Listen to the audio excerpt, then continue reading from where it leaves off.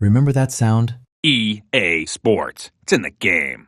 It meant something once. It meant weekends with friends, controller cords tangled, laughter echoing through the room. EA was magic. Need for Speed, FIFA, Battlefield, The Sims. But somewhere along the way, the magic turned into money. The logo that made you smile now makes you sigh. This isn't just about games. It's about how one company lost the soul of an entire generation. Back in the early 80s, the gaming world was small, experimental, and full of unknowns. A handful of people with big ideas and little hardware were trying to invent an art form. And then came a new company with a bold name, Electronic Arts. EA didn't start as the corporate giant people talk about today. In its early years, it was run by developers who wanted to treat games like albums, to put creators on the front of the box the way record labels showed off musicians. Their ads said things like, "Can a computer make you cry?" And for a while, that was exactly the spirit of the place. The 90s were EA's first golden age. They were publishing everything. SimCity 2000, The Sims, Need for Speed, Command & Conquer. Every new title seemed to define a genre. And in sports, they found lightning in a bottle. The Madden NFL series became an institution, the yearly ritual of football season. When the PlayStation and Xbox arrived, EA Sports was already a household phrase. It's in the game. But success breeds ambition. By the late 90s and early 2000s, EA had money, global reach, and an endless appetite for new studios. They bought Westwood, Bullfrog, Origin, names that had built loyal followings of their own. Each acquisition promised to keep creative independence alive. But inside those teams, the pressure changed. Budgets grew, schedules tightened, and new projects were measured in sales forecasts. Still, fans kept playing. Battlefield 1942 launched to huge acclaim. The Sims turned casual gaming into a phenomenon, and FIFA became a global event. EA looked unstoppable, the company that could turn any idea into a franchise. And then came the turning point, the internet. Online play, downloadable content, digital storefronts. It all opened a new way to make money from the same game long after release. What started as bonus maps and expansion packs slowly evolved into a system built around transactions. To EA, this was the future. A world where players didn't just buy a game once, but engaged and spent all year long. At first, people accepted it. A new stadium pack here, a car bundle there, harmless extras. But the tone started to shift. Expansion packs became season passes, then microtransactions. Some of EA's biggest franchises began experimenting with ways to monetize progress itself. Players noticed, and they didn't like what they saw. Meanwhile, EA was consolidating power. They signed exclusive deals for major sports licenses. Competitors in football gaming disappeared. It felt like EA had turned competition off with a contract. The games still sold millions, but the excitement was fading. Inside the company, developers faced new demands. Annual releases were no longer optional. They were mandatory. The schedule left little room for experimentation. Innovation slowed, and the cracks started to show. By the mid-2000s, a different image of EA was forming in players' minds. No longer the daring publisher that treated developers like rock stars. EA looked like the giant that bought studios, squeezed them, and moved on. When beloved teams like Westwood or Pandemic were closed, fans took it personally. Every shuttered studio felt like another piece of gaming history lost. And yet, EA kept hitting record profits. To the outside world, everything looked fine. But among players, a slow resentment was building. The feeling that the company they'd grown up with had changed. That resentment was about to explode. By the early 2000s, the mood around EA had shifted completely. Gamers weren't talking about innovation anymore. They were talking about greed. It started subtly, with things like Mass Effect 3's Day 1 DLC. Players had just paid $60 for a full-priced game. It felt wrong, like paying for the ending of a movie you'd already bought a ticket for. Then came SimCity in 2013, a franchise that once defined creativity was reimagined with online-only restrictions. The servers crashed on day one. Reviewers couldn't even play. For many, that was the moment EA stopped being just another publisher and became a symbol of everything wrong with modern gaming: control, monetization, and a lack of respect for players. The same year, EA won an award no company ever wants: the worst company in America, twice. Not because of layoffs or scandals, but because of how much people hated its games. That's how deep the frustration went. And yet, EA kept pushing. They doubled down on the live service model, a new strategy that treated every game like a platform, not a product. Battlefield, Battlefield, FIFA Ultimate Team, Madden Ultimate Team. All were re-engineered to keep players spending through microtransactions. At first, people thought it was just cosmetics, optional, harmless fun. But soon, the balance started to tilt. Progress wasn't about skill anymore. It was about spending. In FIFA, you could grind for weeks to unlock a top-tier player, or buy card packs and get one instantly. The randomness, the flashy animations, the thrill of maybe landing a superstar. It felt eerily similar to gambling, and players noticed. EA, of course, defended it as surprise mechanics, but nobody was buying it. Around the world, governments began investigating whether those loot boxes were even legal. For a company once known for innovation, EA was now on the defensive, explaining why its games weren't manipulative. Then came Star Wars Battlefront 2. It should have been a dream project, one of the biggest franchises in the world, backed by one of the richest publishers on Earth. But instead, it became a PR disaster. On launch, nearly every iconic character, Darth Vader, Luke Skywalker, was locked behind hours of grinding, or, conveniently, behind microtransactions. Fans erupted. On Reddit, EA tried to justify the design, saying it gave players a sense of pride and accomplishment. That comment became the most downvoted in Reddit history. The backlash was so loud that governments got involved again. Disney had to call EA directly, worried that Star Wars itself was being damaged by association. Within days, EA turned the system off, but the damage was done. For millions of players, that was the moment EA's reputation hit rock bottom. They weren't just greedy, they were arrogant,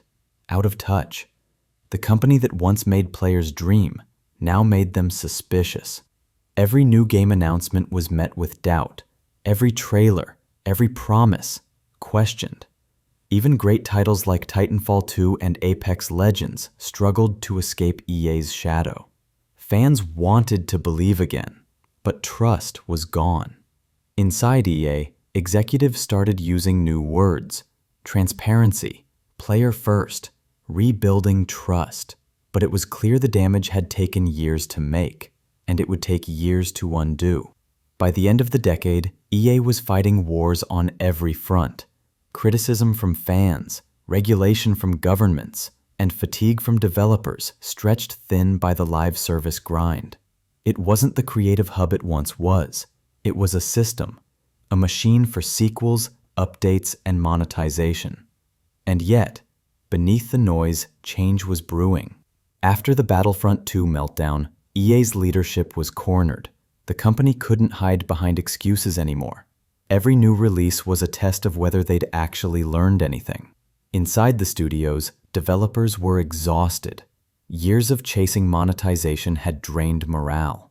Some teams openly pushed back, begging executives to let them make games, not storefronts. In 2019, a quiet project slipped through the cracks. Star Wars Jedi Fallen Order. No multiplayer, no loot boxes, no microtransactions. Just a single-player story. EA almost didn't approve it. They thought story-driven games were dead, but Respawn Entertainment fought for it and won. When Fallen Order launched, it shocked everyone. It wasn't revolutionary, but it was honest. Players finished it and realized there were no pop-ups, no grinding, no artificial walls. Just adventure. The reaction was overwhelming. Overnight, EA went from villain to maybe not so bad after all. That moment changed everything inside the company. Executives suddenly saw that goodwill was worth more than short-term revenue. And Respawn, a studio built by ex-Infinity Ward rebels, became EA's new poster child. But for every step forward, the shadow of its past followed. When EA announced FIFA's rebrand to EA Sports FC, fans immediately asked how much the new version would cost, how the packs would work, and what hidden monetization might be waiting. The trust problem was still alive, not because of one bad decision, but because people remembered the pattern. Still, EA kept moving. It bought smaller studios, funded indie-style projects, and leaned into nostalgia. Remasters of Command & Conquer, whispers of Skate 4, renewed love for The Sims. The goal was clear. Show the world that EA could care again. In interviews, executives admitted mistakes that once would have been unthinkable to acknowledge. They talked about balance, about finding the line between profit and passion. Whether players believed them was another story. And maybe that's where EA stands now. Not hated, not loved, but watched. Every new launch is a test. Every update is a referendum on whether they've really changed or just found a new way to monetize goodwill. Yet if you strip away the noise, the story of EA is the story of the modern gaming industry itself. Brilliant, greedy, experimental, terrified of failure, addicted to growth. A company that once taught the world how to make games, then taught it how to hate them, and now might be teaching it how to rebuild. Because somewhere inside that billion-dollar machine are still people who remember why they started.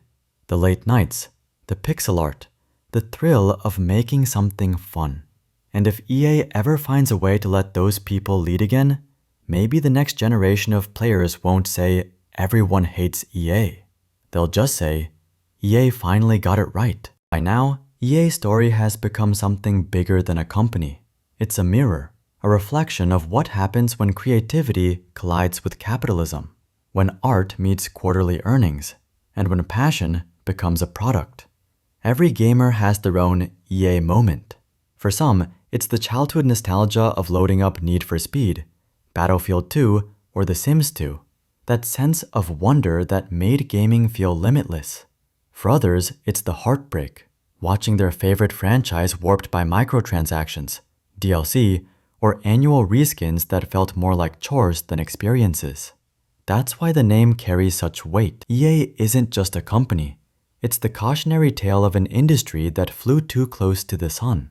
But here's the twist. The hate, the backlash, the endless memes, it all came from love. People don't get angry over mediocrity. They get angry when something once great forgets its purpose. The outrage meant players still cared. Deeply and slowly, painfully, EA seems to be listening. Not perfectly, not consistently, but listening. You can see it in Jedi Survivor, in It Takes Two, in the careful rebuild of Dead Space. Games that aren't trying to sell you something every 5 minutes. They just want you to feel something again. That's the quiet shift happening across gaming now. Players have learned to vote with their wallets. Developers have found their voices again. Transparency is starting to mean something. EA's future, and the future of every studio watching, depends on that balance. Because the industry can't survive on manipulation. It survives on trust, on the bond between player and creator. When that bond breaks, no amount of marketing can fix it. But when it's rebuilt, even after decades of damage, it can reignite everything. So maybe the question isn't why everyone hates EA anymore. Maybe it's what happens next. Can a company built on sequels create something truly new again? Can a corporation rediscover the soul it buried under profit margins? If it can, it won't just save its reputation. It'll remind the world why video games mattered in the first place. Because beneath the logos, the lawsuits, the monetization, there's still a spark. A kid somewhere booting up their first game. A developer staying up past midnight to make sure that spark doesn't die. And maybe, if EA finally remembers that feeling, the one it gave us all those years ago will remember too.